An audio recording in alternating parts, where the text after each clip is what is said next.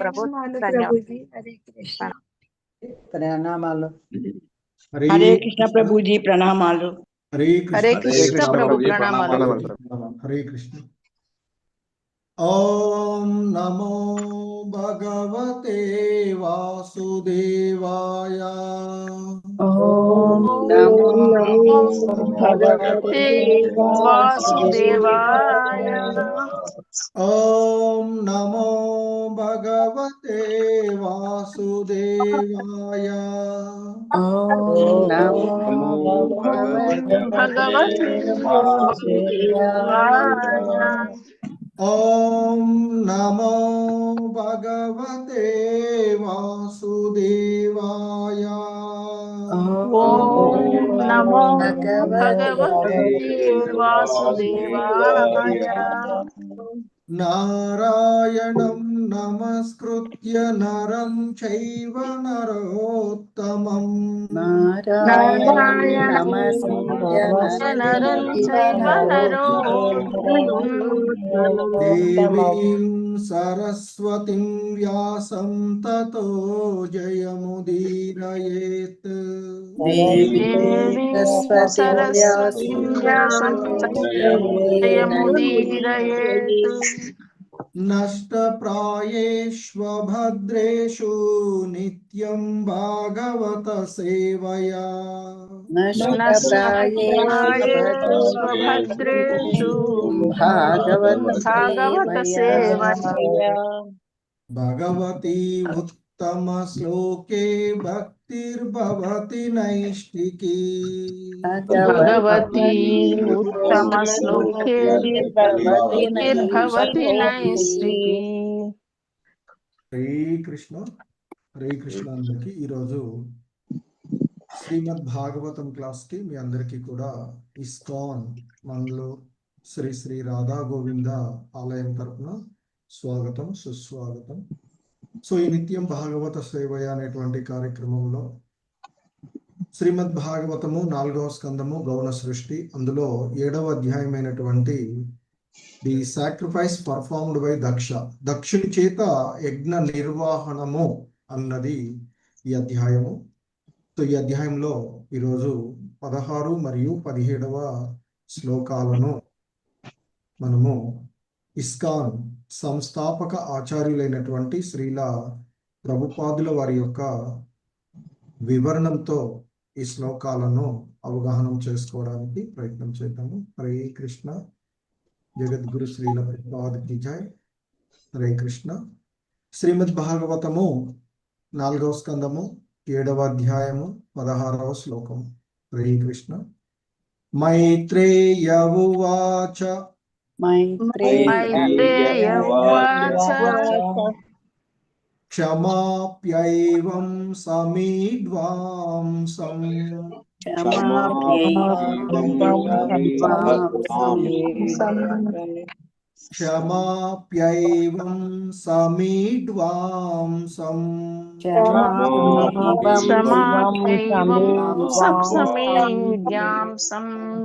క్షమాప్యైవం సమీడ్వాంసం.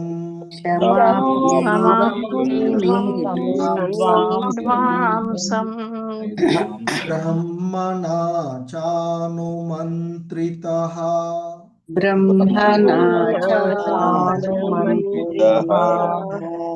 బ్రహ్మణా చానుమంత్రితః.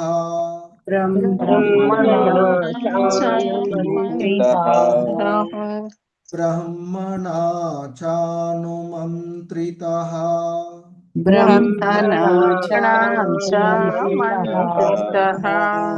కర్మ సంతానయామాస. కర్మ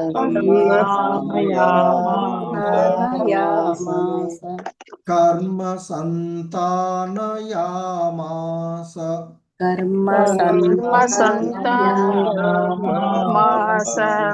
కర్మ సంతానయామాస.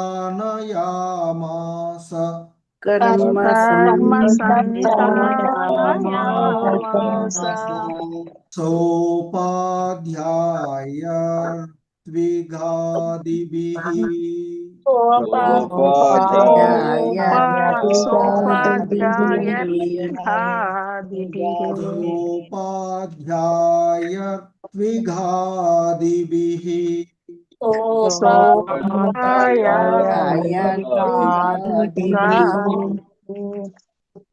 सोपाध्यायत्विघादिभिः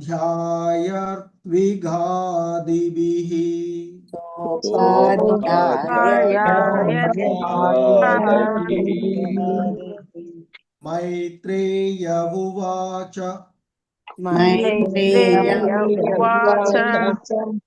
क्षमाप्यैवं समीड्वांसं ब्रह्मणा चानुमन्त्रितः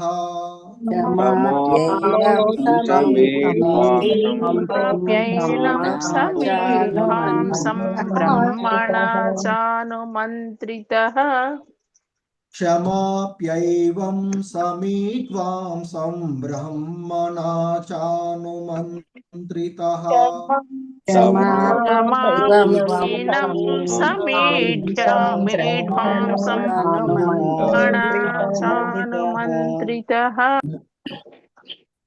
क्षमाप्यैवं समीड्वांसं ब्रह्मणा चानुमन्त्रितः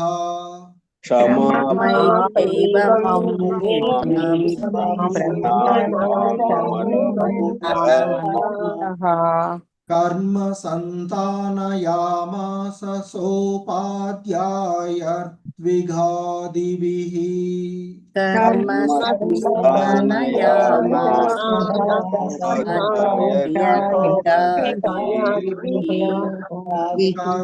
संतानयामास सोपाध्यायत्विघादिभिः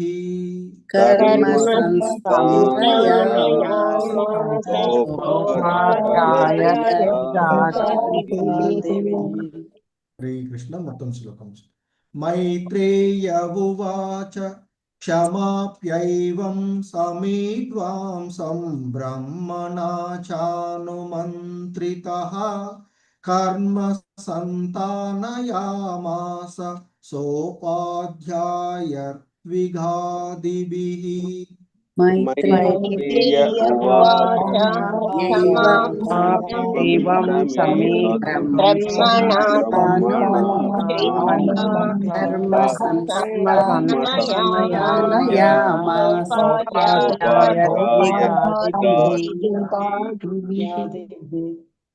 हरे कृष्ण सत्यनारायण प्रभु बाल सरस्वती माता जी। हरे कृष्ण प्रभु जी। मैत्रेय उवाच क्षमाप्यैवं समीढ्वांस्यं ब्रह्मणा चानुमन्त्रितः कर्म संतानयामास सोपाध्यायत्विघादिभिः। हरे कृष्ण प्रभु जी। हरे कृष्ण प्रभु जी प्रणाम। क्षमाप्यैवं समीढ्वांसं ब्रह्मणा चानुमन्त्रितः कर्म संतानयामास सोपाध्यायत्विघादिभिः। धन्यवाद प्रभु। हरे कृष्ण माधवी नील माता जी, शोभा रानी माता जी। हरे कृष्ण प्रभु। मैत्रेय उवाच क्षमाप्यैवं समीढ्वांसं ब्रह्मणा चानुमन्त्रितः कर्म संतानयामास सोपाध्यायत्विघादिभिः। हरे कृष्ण प्रभु, धन्यवाद। हरे कृष्ण प्रभु जी प्रणामालु।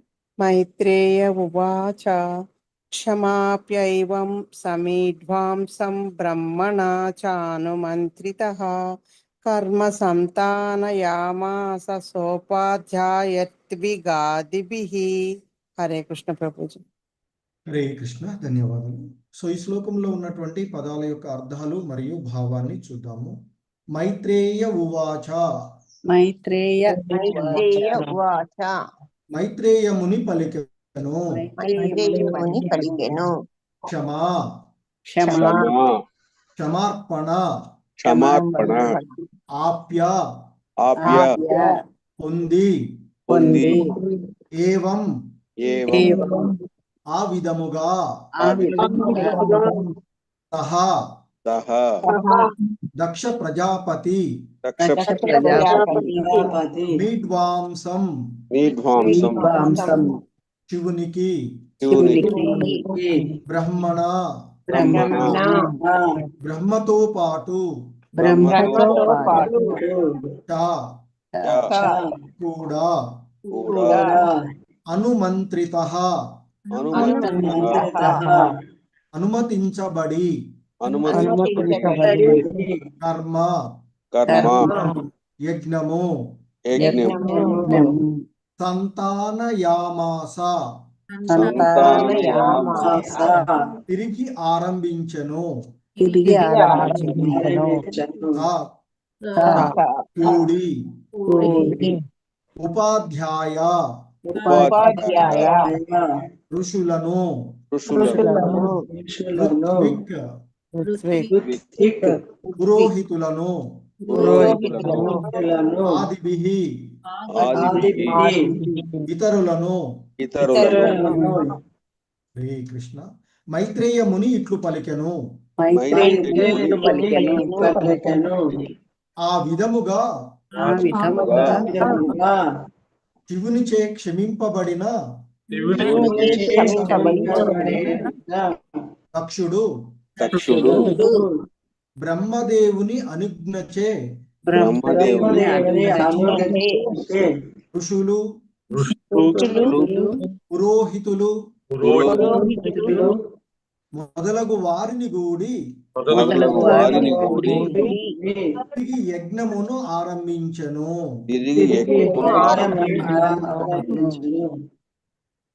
శ్రీకృష్ణ.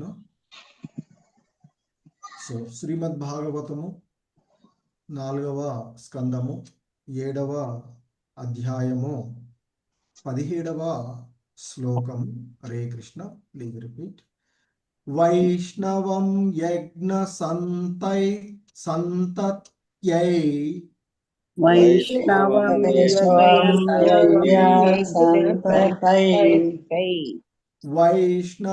యజ్ఞ సంతత్యై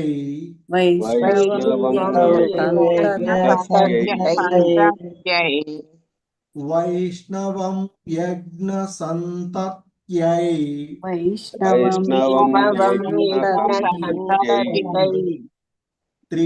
త్రికపాలం ద్విజోత్తమాః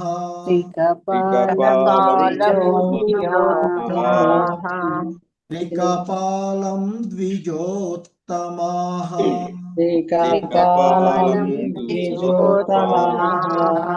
త్రికపాలం ద్విజోత్తమాః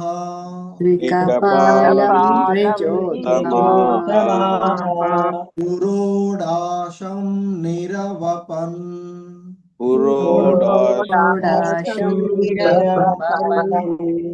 పురోడాశం నిరవపన్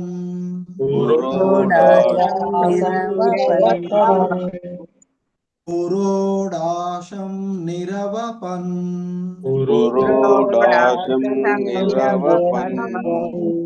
వీర సంసర్గ శుద్ధయే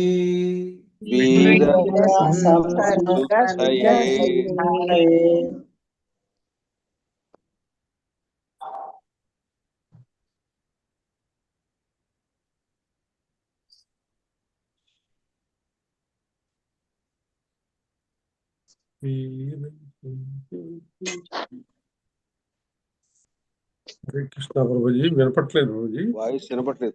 లేదు ప్రభుజీ. ప్రభుజీకి నెట్వర్క్ ఇష్యూ ఉంటే ఒక్క నిమిషం వెయిట్ చేయండి.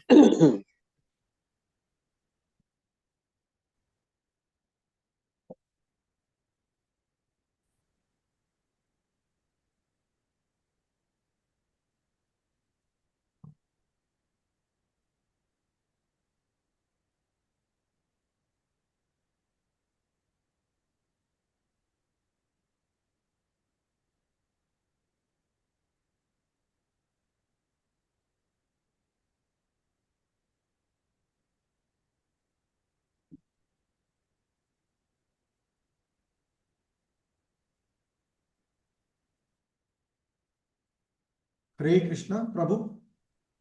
Prabhuji. Hare Krishna Prabhuji. First line complete అయింది కదా ప్రభు? అవును ప్రభుజీ. సెకండ్ లైన్ ఫస్ట్ పార్ట్ అయిందా? ఫస్ట్ పార్ట్ వినపడింది ప్రభుజీ, సెకండ్ పార్ట్ చేయాలి. Okay, yes. హరే కృష్ణ, ధన్యవాదాలు. వీర సంసర్గ శుద్ధయే, వీర సంసర్గ శుద్ధయే, వీర సంసర్గ శుద్ధయే, వీర సంసర్గ శుద్ధయే, వీర సంసర్గ శుద్ధయే, వీర సంసర్గ శుద్ధయే. హరే కృష్ణ.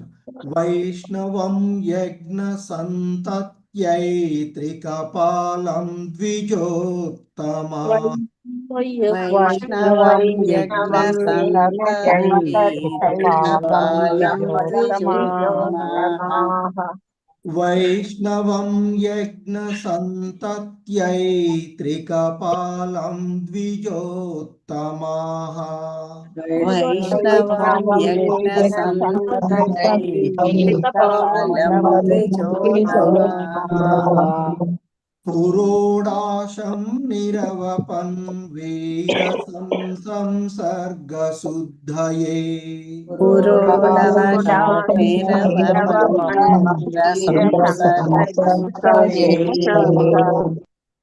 పురోడాశం నిరవపన్ వీర సంసర్గ శుద్ధయే, పురోడాశం నిరవపన్ వీర సంసర్గ శుద్ధయే. హరే కృష్ణ. మొత్తం శ్లోకం. వైష్ణవం యజ్ఞ సంతత్యై త్రికపాలం త్రికపాలం ద్విజోత్తమా, పురోడాశం నిరవపన్ వీర సంసర్గ శుద్ధయే, వైష్ణవం యజ్ఞ సంతత్యై త్రికపాలం ద్విజోత్తమః, పురోడాశం నిరవపన్ వీర సంసర్గ శుద్ధయే. హరే కృష్ణ. హనుమప్రసాద్ ప్రభు, శ్రీనివాస సేవికా మాతాజీ. హరే కృష్ణ ప్రభుజీ, ప్రణామాలు. వైష్ణవం యజ్ఞ సంతత్యై త్రికపాలం ద్విజోత్తమాః, పురోడాశం నిరవపన్ వీర సంసర్గ శుద్ధయే. హరే కృష్ణ. హరే కృష్ణ ప్రభుజీ, ప్రణామాలు. వైష్ణవం యజ్ఞ సంత్యై త్రికపాలం ద్విజోత్తమః, పురోడశం నిరవాపన్ వీర సంస్కర్గ శుద్ధయే. హరే కృష్ణ ప్రభుజీ, ధన్యవాదాలు. హరే కృష్ణ. వెంకట నరసింహదాస ప్రభు, వసంతబాయి మాతాజీ. హరే కృష్ణ. హరే కృష్ణ ప్రభుజీ. వైష్ణవం యజ్ఞ సంతత్యై త్రికపాలం ద్విజోత్తమః, పురోడాశం నిరవపన్ వీర సంసర్గ శుద్ధయే. హరే కృష్ణ ప్రభుజీ. హరే కృష్ణ ప్రభుజీ, ప్రణామాలు. వైష్ణవం యజ్ఞ సంతస్యై త్రికపాలం ద్విజోత్తమః, పురోడాశం నిరవపన్ వీర సంసర్గ శుద్ధయే. హరే కృష్ణ ప్రభుజీ, ధన్యవాదాలు. హరే కృష్ణ, ధన్యవాదాలు. సరే, హరే కృష్ణ. ఈ శ్లోకంలో ఉన్నటువంటి పదాల యొక్క అర్థాలు మరియు భావాన్ని చూద్దాము. హరే కృష్ణ. వైష్ణవం, విష్ణువు లేదా అతని భక్తుల కొరకై ఉద్దేశింపబడినది. విష్ణువు లేదా అతని భక్తుల కొరకై ఉద్దేశింపబడినది. యజ్ఞ, యజ్ఞము, సంతత్యై, నిర్వహణ కొరకు, త్రికపాలం, మూడు రకముల కానుకలు, ద్విజ ఉత్తమాః, ద్విజోత్తములు, పురోడాశం, పురోడాశమను హవిస్సును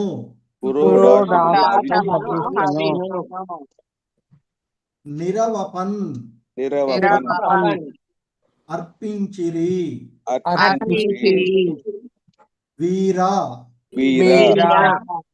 వీరభద్రాది శివానుచరుల యొక్క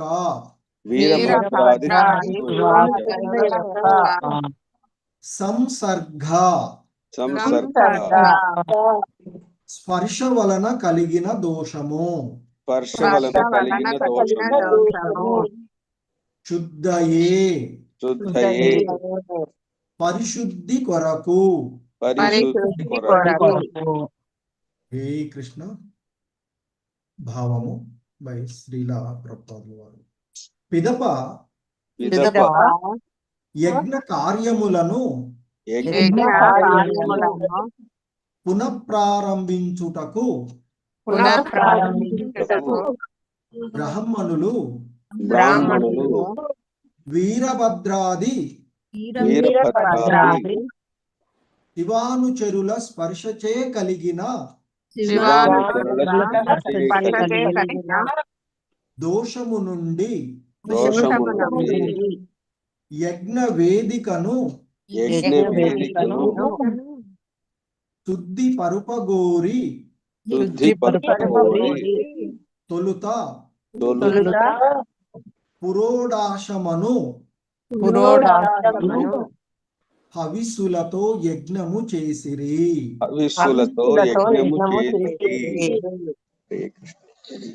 హరే కృష్ణ. సో రామకృష్ణ ప్రభు. హరే కృష్ణ ప్రభు. భాష్యము బై శ్రీల ప్రభుపాద్ కి జై. వీరభద్రాది శివానుచరులు శివభక్తులు వీరగణమని తెలియబడుదురు. వారందరూ భూత ప్రేతగణం. వారు యజ్ఞస్థలినంతటిని తమ సన్నిధి చేత అపవిత్రము చేయుటయే గాక మలమూత్రములు విడుచుట ద్వారా సమస్త ఏర్పాట్లను కలవరపరచిరి. కనుకనే వారు కలుగజేసిన అపవిత్రతను పురోడాశ హవిస్సుతో తొలుత శుద్ధిపరపవలసి ఉండెను.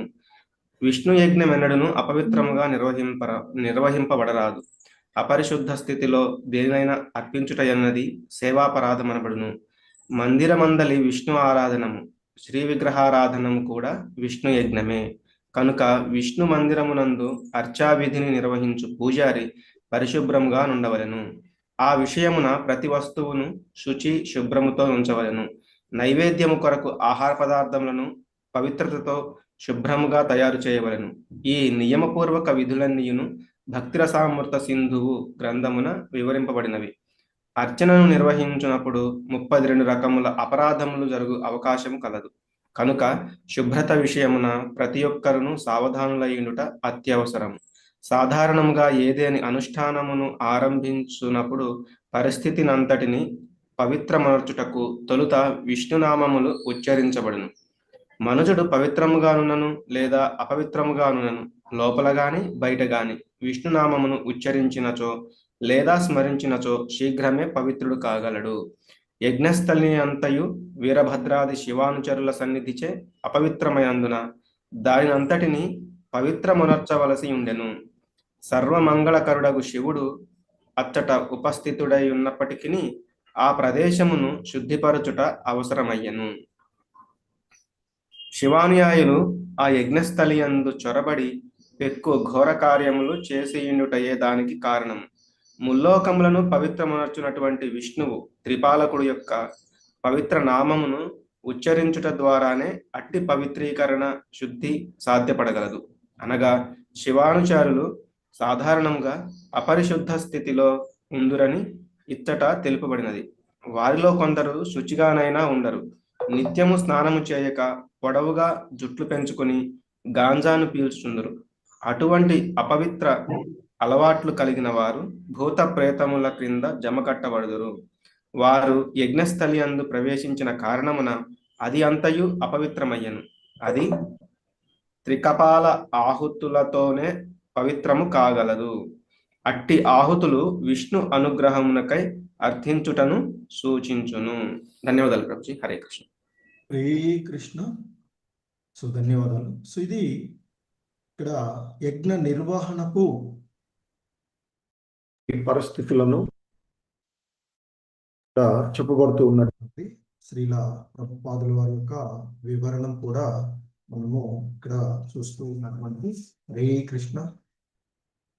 ఓం జ్ఞానతిమిరాంధస్య జ్ఞానాంజనశలాకయా చక్షుర్మిలితం యేన తస్మై శ్రీ గురవే నమః.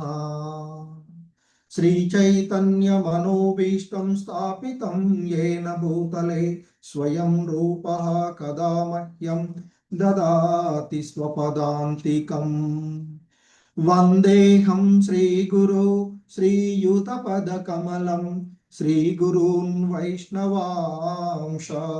శ్రీరూపం సాగ్రజాతం సహగణ రఘునాథాన్వితం తం సజీవం సాద్వైతం సావధూతం పరిజన సహితం కృష్ణ చైతన్యదేవం. శ్రీ రాధా కృష్ణ పాదాన్ సహగణ లలిత శ్రీ విశాఖాన్వితాంశ. నమో ఓం విష్ణుపాదాయ కృష్ణ ప్రేష్టాయ భూతలే శ్రీమతే జయపతాక స్వామినితి నామిని. నమాచార్య పాదాయినితాయి కృపా ప్రదాయిని గౌర కథాదామదాయ నగర గ్రామ తారిణి. నమో ఓం విష్ణుపాదాయ కృష్ణ ప్రేష్టాయ భూతలే శ్రీమతే భక్తి వేదాంత స్వామినితి నామిని. నమస్తే సారస్వతే దేవే గౌరవాణి ప్రచారిణి నిర్విశేష శూన్యవాది పాశ్చాత్య దేశ తారిణి. నమో మహావదన్యాయ కృష్ణ ప్రేమ ప్రదాయతే కృష్ణాయ కృష్ణ చైతన్య నామ్నే గౌరిత్విషే నమః. हे कृष्णा करुणा सिंधो दीन बंधो जगत्पते गोपेश गोपिका कांत राधा कांत नमो स्तुते. तप्त कांचन गौरांगी राधे वृंदावनेश्वरी वृषभानुसुते देवी प्रणमामि हरिप्रिये. वाञ्छाकल्पतरुभ्यश्च कृपा सिन्धुभ्य एव च पतितानां पावनेभ्यो वैष्णवेभ्यो नमो नमः. जय श्री कृष्ण चैतन्य प्रभु नित्यानंद श्री अद्वैत गदाधर श्रीवासादि गौर भक्त वृंद. हरे कृष्णा कृष्ण कृष्ण हरे हरे हरे राम राम राम हरे हरे. हरे कृष्णा कृष्ण कृष्ण हरे हरे हरे राम राम राम हरे हरे. हरे कृष्ण. సో మనం ఈరోజు శ్రీమద్ భాగవతంలోని 4వ స్కందము 7వ అధ్యాయము దక్షుని చేత యజ్ఞ నిర్వహణము. ఈ క్రమంలో దక్షుడు అంటే తిరిగి జీవం పోయబడిన తదుపరి దక్షుడు లేచి అక్కడ ఉన్నటువంటి పరిస్థితులను చూసి శివుడిని ప్రసన్నుని చేసుకోవడానికి ఆయన్ని ప్రార్థిస్తూ చివరిగా ఒక మాట అంటాడు. సో నా యొక్క మాటలతో నేను నిన్ను ఏ విధంగానూ ప్రసన్నును చెయ్యలేను, కాబట్టి నీ యొక్క కరుణ నా ఎడ నీవు కృపతో ప్రసన్నుడు కావలసిందే తప్ప నేను నీ ఎడ, ఎందుకంటే మాటల ద్వారా నేను ఏ విధంగానూ ప్రసన్నును చెయ్యలేను, అంతటి ఘోర అపరాధం నీ ఎడ నేను జరిపినటువంటి వాడను, కనుక నీవే ప్రసన్నుడవు అగుము, ఆ ప్రసన్నుడు అయినట్లయితే నేను యజ్ఞ నిర్వహణ చేస్తాను అంటూ ఆయన శివుడితో చెప్పినటువంటి విషయాలను పూర్వం ఇప్పటి వరకు మనం చూసినటువంటిది. ఇక ఇదంతా కూడా మరి సంభాషణ రూపంలో మైత్రేయుడు విదురుడితో మాట్లాడుతూ ఉన్నది కనుక ఇక అక్కడ ఆ విధంగా దక్షుడు యజ్ఞ నిర్వహణ సన్నద్ధుడై ఉన్నటువంటి సందర్భంలో అక్కడ జరుగుతూ ఉన్నటువంటి విషయాలను మైత్రేయ ముని విదురుడితో చెప్తూ ఉన్నటువంటిది మనం చూస్తూ ఉన్నటువంటిది. సో మైత్రేయుడు అంటూ ఉన్నాడు, మైత్రేయ ఉవాచ క్షమాప్యైవం సమీడ్వాంసం బ్రహ్మణా చానుమంత్రితః కర్మ సంతానయామాస స ఉపాధ్యాయర్విగాదిభిః. సో మైత్రేయ ముని చెప్తూ ఉన్నాడు ఇక విదురుడితో, ఆ విధంగా శివుని చేత క్షమింపబడినటువంటి దక్షుడు. సో ఎప్పుడైతే శివుడుతో దక్షుడు ఆ విధంగా అన్నాడో, ఆల్రెడీ ఆయనని తిరిగి ఆయనకు ఆ జంతు శిరమును ఇచ్చేసినప్పుడే అతడు క్షమించబడినటువంటి వాడు. సో కనుక ఆ విధంగా ఎప్పుడైతే ఆ దక్షుడు ఆయనను ఆ విధంగా ప్రార్థించాడో, ప్రార్థించినటువంటి ఆ ప్రార్థనలకు సంతుష్టుడైనటువంటి ఆ శివుడు ఇక్కడ మీడ్వాంసం అని పిలువబడినటువంటి శివునికి ఉపయోగించిన పదం అది. సో ఆ శివుడు చేత మరి క్షమింపబడినటువంటి దక్షుడు, మరి అక్కడ ఉన్నటువంటి బ్రహ్మ ఉన్నాడు కదా. సో బ్రహ్మ బ్రహ్మ ఉన్నప్పుడు అందులో వారిలో బ్రహ్మ పూర్వం ఉన్నటువంటి వాడు కనుక ఆయనని అధ్యక్షుడిగా ఉంచుతూ ఉంటాడు. కనుక బ్రహ్మదేవుని యొక్క అనుజ్ఞచే, మరి వాస్తవానికి వీళ్ళందరూ కూడా ఆ యజ్ఞ భగ్నం జరిగినప్పుడు బ్రహ్మదేవుడి దగ్గరికి వెళ్తే బ్రహ్మదేవుడు వీళ్ళందరిని తీసుకుని అక్కడికి వచ్చాడు. కనుక ఇప్పుడు బ్రహ్మదేవుడు శివుడిని ఒప్పించినటువంటి పరిస్థితి. సో ఇప్పుడు ఆ బ్రహ్మదేవుడి యొక్క అనుజ్ఞ చేత మరి ఆ యజ్ఞ నిర్వహణకు సన్నద్ధులై ఉన్నటువంటి ఋషులు, పురోహితులు మొదలైనటువంటి వారందరితో కూడి, అంటే యజ్ఞ నిర్వహణకు అవసరమైనటువంటి అన్ని అంశాలు అక్కడ ఉన్నటువంటివి. సో వారితో కూడి యజ్ఞాన్ని ప్రారంభించారు అని చెప్తూ ఉన్నాడు మైత్రేయముని విదురుడితో. ఏ విధంగా ఆరంభించారట చెప్తున్నాడు ఇక్కడ. వైష్ణవం యజ్ఞ సంతత్యై త్రికపాలం ద్విజోత్తమాః పురోడాశం నిరవపన్ వీర సంసర్గ శుద్ధయే. సో మరి ఇక్కడ వైష్ణవం యజ్ఞ సంతత్యై. సో వైష్ణవం విష్ణువు లేదా అతని యొక్క భక్తుల కొరకు ఉపదేశించబడినటువంటిది. సో విష్ణువుని తృప్తిపరచడానికి, అలాగే ఆయన యొక్క భక్తులు చేసేటువంటి ఆ యజ్ఞం యొక్క నిర్వహణ కొరకు మరి త్రికపాలం ద్విజోత్తమాః. సో ఇక ఆ ద్విజోత్తములు అంటే బ్రాహ్మణులు, ద్విజోత్తములు అయినటువంటి వారు. సో అక్కడ పురోడాశం నిరవపన్, మరి ఆ పురోడాశం అనేటువంటి హవిస్సును నిరవపన్ అర్పించారట యజ్ఞంలో. ఇంకా ఏం చేస్తున్నారట, వీర సంసర్గ శుద్ధయే. ఎందుకు ముందుగా ఈ పురోడాశమను అనేటువంటి హౌస్ను వాళ్ళు చేస్తూ ఉన్నారు అంటే, అర్పించారంటే, అక్కడ మరి ఆ శివుని యొక్క అనుయాయులైనటువంటి ఆ వీరభద్రాది వాళ్ళు అక్కడ ఉండడం, వారి యొక్క స్పర్శ వలన కలిగినటువంటి దోషాన్ని నివారణ కొరకు వాళ్ళు శుద్ధిని మొదట ప్రారంభించారు అని చెప్తూ ఉన్నటువంటిది. ఇక్కడ త్రికపాలం అంటే ఒక రకంగా ముల్లోక పాలకుడైనటువంటి విష్ణువు అనేటువంటిది వస్తుంది. అలాగే 3 రకాలైనటువంటి అవి చేసేటువంటి విధానాలుగా వస్తూ ఉన్నటువంటిది ఇక్కడ చెప్తూ ఉన్నటువంటిది.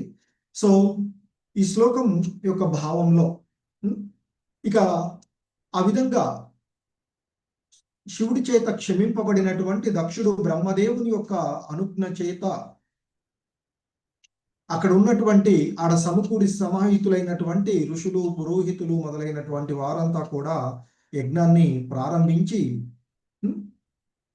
ఆ యజ్ఞ కార్యములను పునఃప్రారంభించుటకు బ్రాహ్మణులు మొదటగా ఆ వీరభద్రాది శివ అనుచరుల యొక్క స్పర్శ వలన కలిగినటువంటి ఆ దోషం ఏదైతే ఉందో, ఎందుకంటే వాళ్ళంతా కూడా భూతగణాలుగా చెప్పబడేటువంటి ఆ వచ్చినటువంటి భూతగణాది వాళ్ళందరి ద్వారా ఆ యజ్ఞ వేదిక అపవిత్రమైనది కనుక ముందుగా దానిని శుద్ధి చేయడానికి వారు మొదటగా ఆ పురోడాశం అనేటువంటి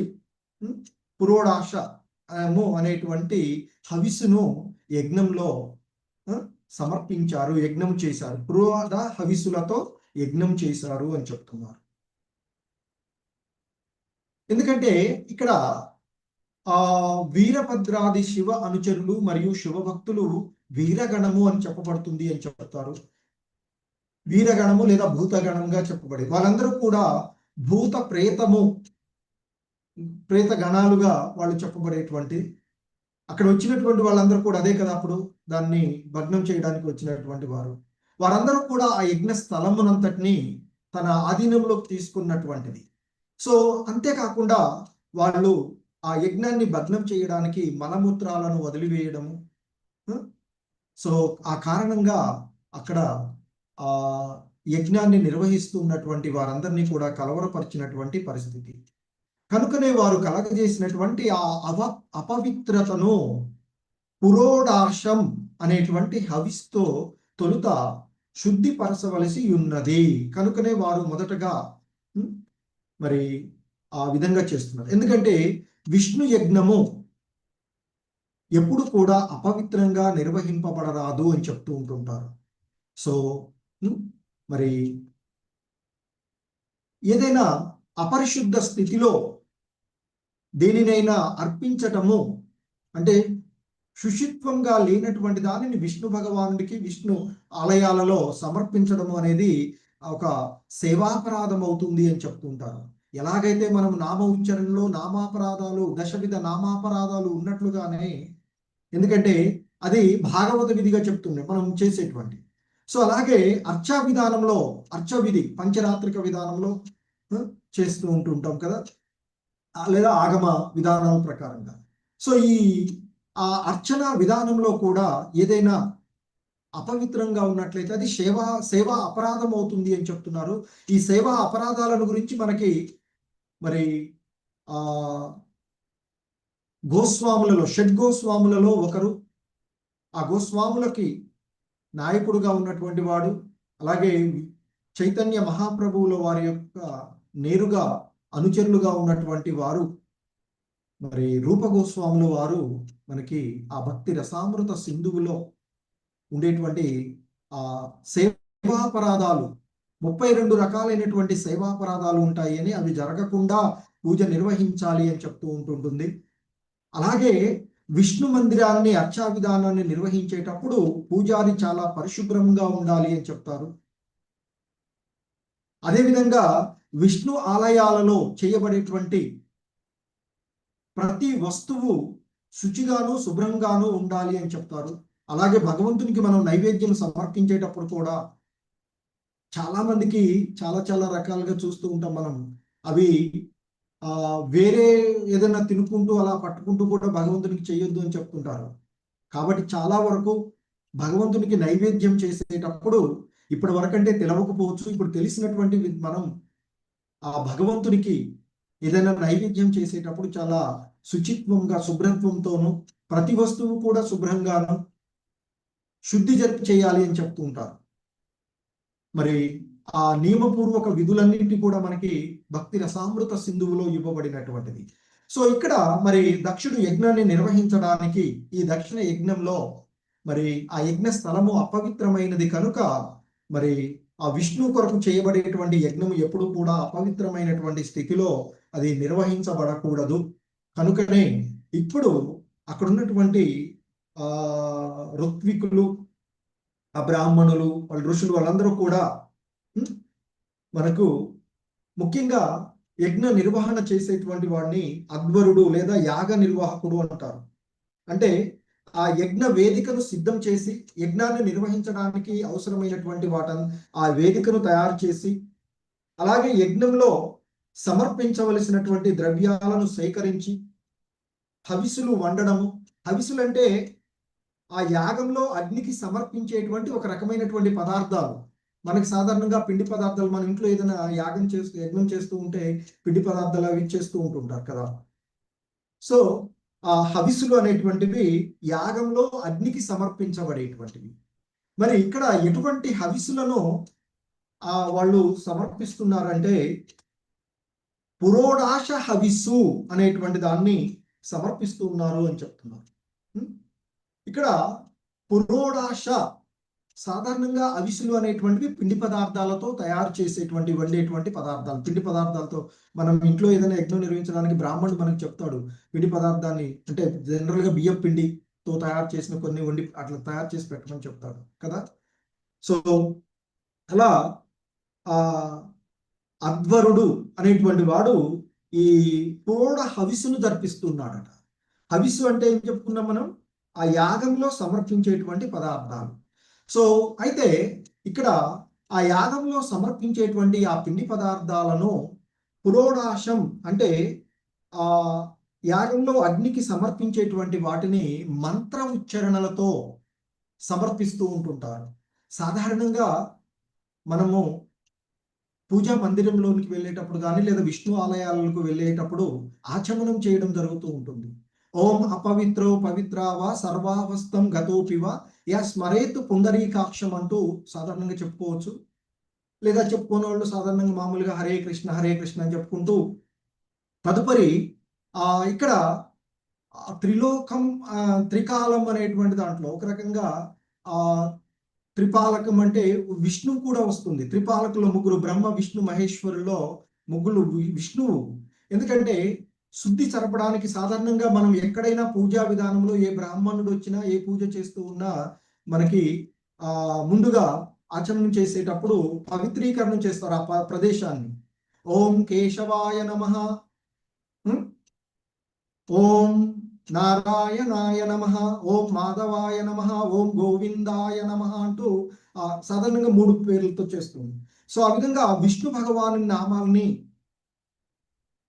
స్మరించడం ద్వారా ఆ ప్రదేశము అక్కడ ఉన్నటువంటిది ఏ విధమైన చూడండి, మనం వివాహాలు చేస్తున్నా ఏదైనా శుభకార్యాలు చేస్తూ ఉన్నా బ్రాహ్మణుడు వచ్చి శుద్ధి చేసేటప్పుడు ముందుగా ఈ మంత్ర ఉచ్చారణ చేస్తూ ఉంటారు కదా.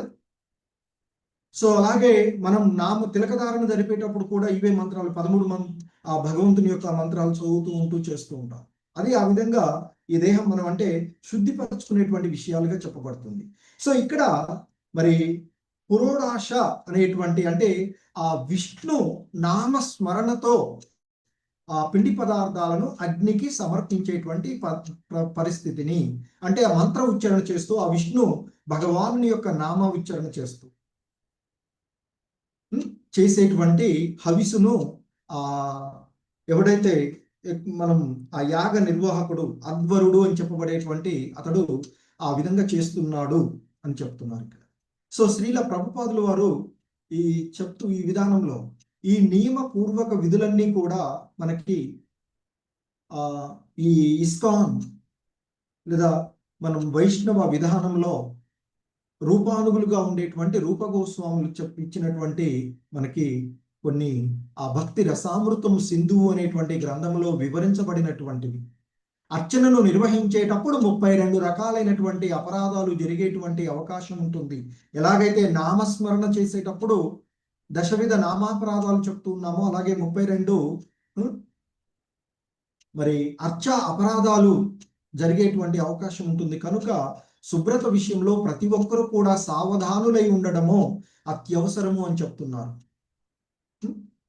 సో కాబట్టి ఏదైనా అనుష్ఠానమును ఆరంభించుకున్నప్పుడు పరిస్థితిని అంతటినీ పవిత్రమనొచ్చుటకు తొలుత విష్ణునామములను ఉచ్చరించుట జరుగుతుంది. అదే ఇక్కడ జరిగినటువంటిది. ఆ పురోడాశ హవిసు జరిగినటువంటిది ఆ భగవన్నామ ఉచ్చరణలతో ఆ హవిస్సులను ఆ అగ్నికి సమర్పిస్తూ ఉన్నారట. తద్వారా అక్కడ ఏదైతే అపవిత్రమైనటువంటిది ఉందో అది పవిత్రీకరించబడేటువంటిది. మనం ఎలాగైతే సాధారణంగా ఆచమనం చేసేటప్పుడు ఓం కేశవాయ నమః అంటూ నీళ్ళు చేస్తుంటాం కదా. సో ఆ విధంగా మరి విష్ణునామాలను ఉచ్చరిస్తూ మనుజుడు మరి చెయ్యాలని చెప్తారు. ఎందుకంటే మనం చేసేటప్పుడు పవిత్రంగా ఉన్నను అపవిత్రంగా ఉన్న, ఇక్కడ పవిత్రత అనేటువంటిది, శుచిత్వము అనేటువంటిది బాహ్య ఆంతరిక శుచిత్వము అని చెప్తుంటారు. బాహ్య శుచిత్వము అనేటువంటిది సాధారణంగా శుభ్రంగా స్నానం చేయడము, శుభ్రమైనటువంటి ఉతికిన వస్త్రాలను రోజు అవే వాడకుండా శుభ్రమైనటువంటి వస్త్రాలను ధరించడము, అది బాహ్య శుభ్రత. అంతరంగతంగా హృదయంలో శుభ్రత అది మరి ఎలా అవుతుంది అంటే మనకి ఈ కలియుగంలో ఆ నామ సంకీర్తనం కదా. సో భగవన్నామ స్మరణ ద్వారా హరే కృష్ణ కృష్ణ కృష్ణ హరే హరే, హరే రామ రామ రామ హరే హరే అంటూ ఆ భగవన్నామ స్మరణ చేస్తూ ఆంతరికంగా కూడా, అంటే శుభ్రత అనేటువంటిది బాహ్య ఆంతరిక శుభ్రతలు అని చెప్తూ ఉన్నారు. సో సాధారణంగా విష్ణునామ ఉచ్చారణం చేసినట్లయితే మనకి ఈ భవరోగాన్ని నివారించడానికి మనకి ఆ హరినామమే ఏకైక మందుగా, మాత్రలుగా చెప్పబడుతుంది, మెడిసిన్స్ గా చెప్పబడింది కదా. సో కనుక ఆ విష్ణునామ ఉచ్చరణతో ఆ విష్ణునామ స్మరించినట్లయితే శీఘ్రమే పవిత్రుడు కాగలడు. ఆ విధంగా ఆ విష్ణునామ స్మరణతో ఆ యజ్ఞస్థలి అంతా కూడా, ఎందుకంటే ఆ వీరభద్రాది శివానుచరుల సన్నిధి చేత అపవిత్రమైనటువంటి కారణంగా వారు చేసినటువంటి నిర్వాహకం వలన అది అక్కడ అపవిత్రమైనటువంటిది. సో వాస్తవానికి అక్కడ మరి ఆ ప్రదేశంలో సర్వమంగళకుడైనటువంటి శివుడు అక్కడ ఉన్నప్పటికీ కూడా ఆ ప్రదేశము శుద్ధి చేయటానికి అవసరము ఏర్పడినది. ఎందుకంటే ఆ శివ అనుయాయులు ఆ యజ్ఞస్థలలో చొరబడి అనేకమైనటువంటి ఘోర కార్యాలు చేయడమే దానికి కారణము. సో అలాగే ఆ ముల్లోకములను పవిత్రమనర్చేటువంటి ఆ విష్ణువు త్రిక పాలకుడుగా యొక్క పవిత్ర నామమును ఉచ్చరించుట.